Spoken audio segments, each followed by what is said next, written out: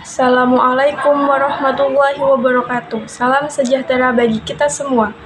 Salam Om Swastiastu, Namo Buddhaya, salam kebajikan. Perkenalkan, saya Della Azimatul Lakir dari Prodi Ilmu Hukum Universitas Trunojoyo Madura. Pada kesempatan kali ini, saya akan menjelaskan tentang sejarah teori asal mula negara.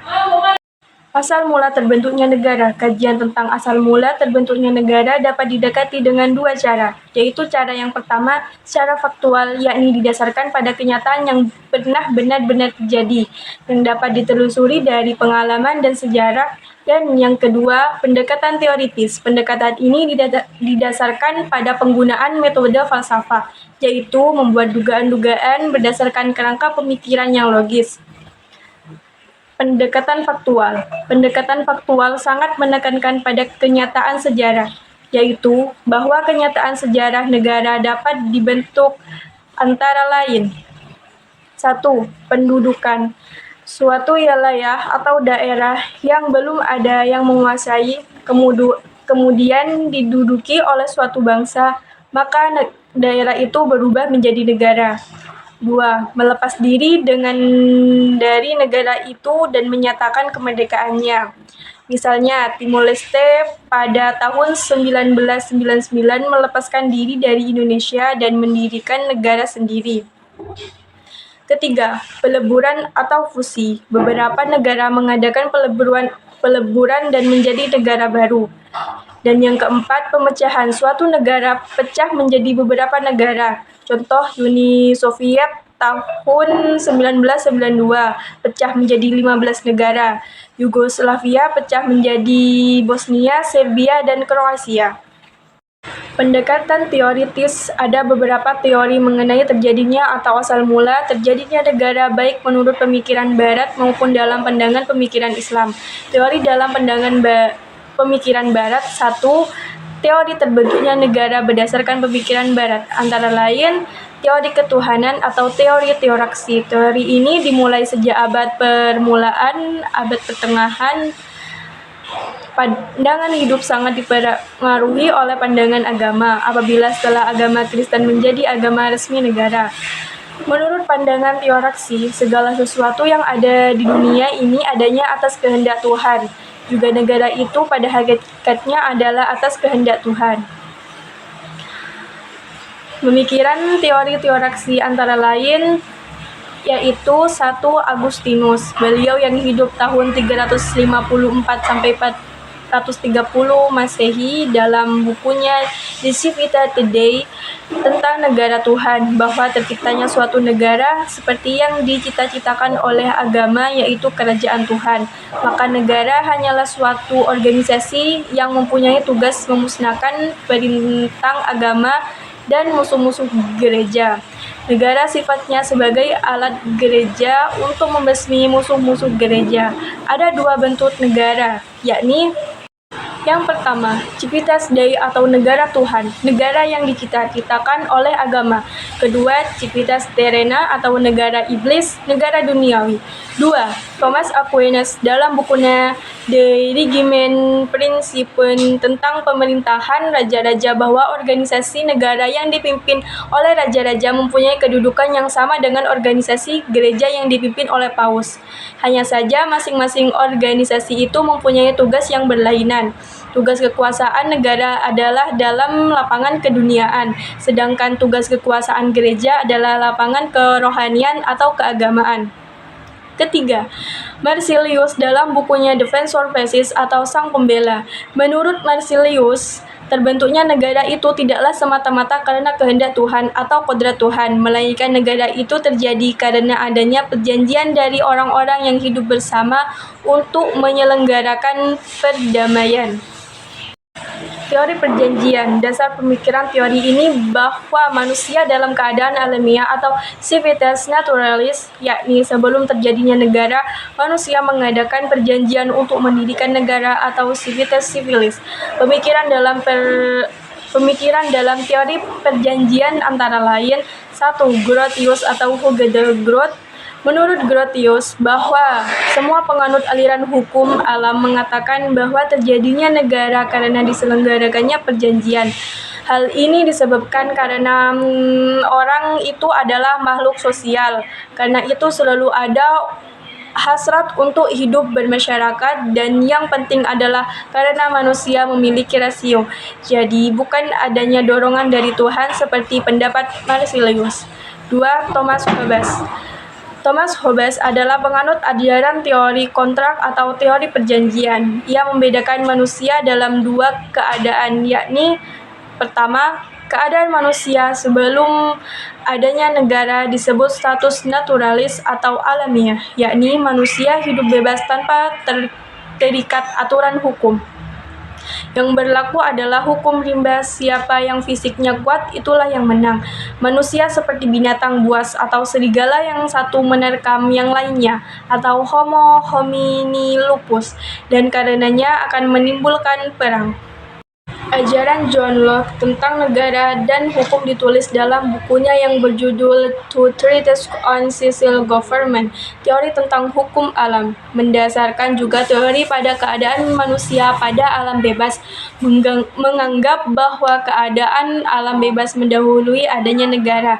Dalam keadaan sudah ada perdamaian, manusia memiliki hak-hak alamiah, yaitu 1. Hak hidup, 2. Hak kemerdekaan, dan 3. Hak milik. Jadi menurut kodratnya, manusia sejak lahir telah mempunyai hak kodrat yang disebut juga hak-hak dasar atau hak asasi. Untuk menjamin terlaksanakannya hak-hak manusia atau hak asasi, menyelenggarakan perjanjian masyarakat. Dalam perjanjian tersebut, manusia menyerahkan hak-hak asasinya kepada negara. Lalu masyarakat menunjuk penguasa yang diberi wewenang untuk menjaga hak-hak asasi. Menurut John Locke, negara mempunyai fungsi atau tugas, yaitu legislatif atau membuat aturan, eksekutif, dan yudikatif melaksanakan peraturan sekaligus menegakkan peraturan, federatif yakni mengadakan hubungan dengan negara lain.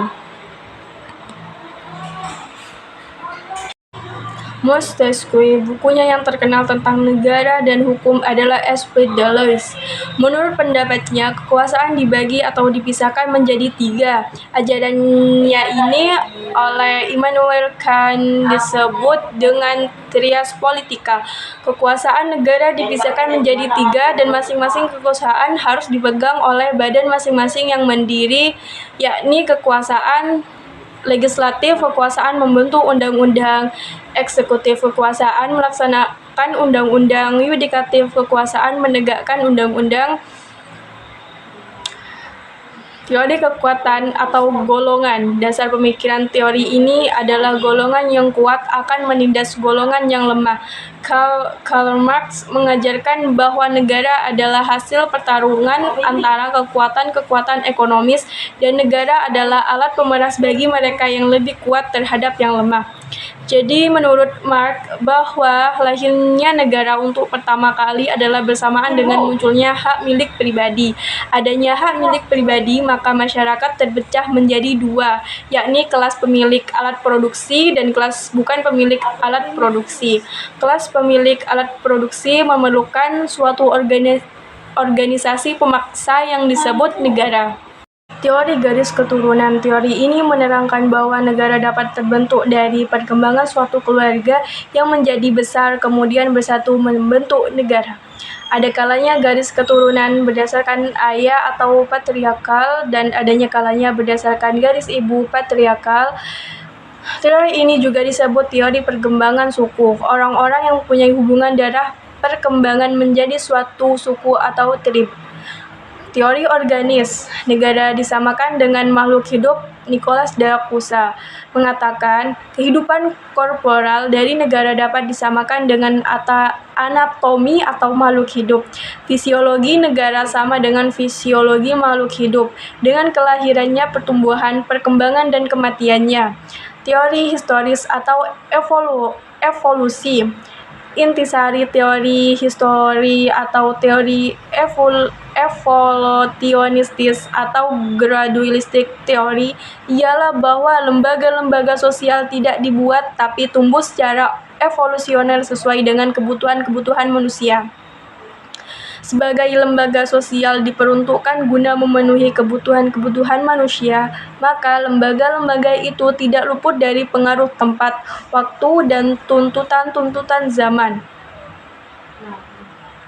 Teori alamiah. Teori ini dikemukakan oleh Aristoteles bahwa negara adalah ciptaan alam.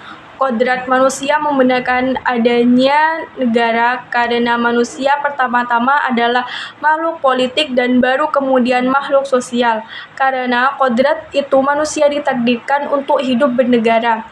Negara adalah organisasi yang rasional dan etis, yang memungkinkan manusia mencapai tujuannya dalam hidupnya untuk mencapai bahagia dan adil. 2. Teori asal mula negara dalam pandangan pemikiran Islam, antara lain Ibnu Abi Rabi, bahwa manusia tidak mungkin dapat mencukupi kebutuhan alaminya sendiri tanpa bantuan yang lain, sehingga saling memerlukan.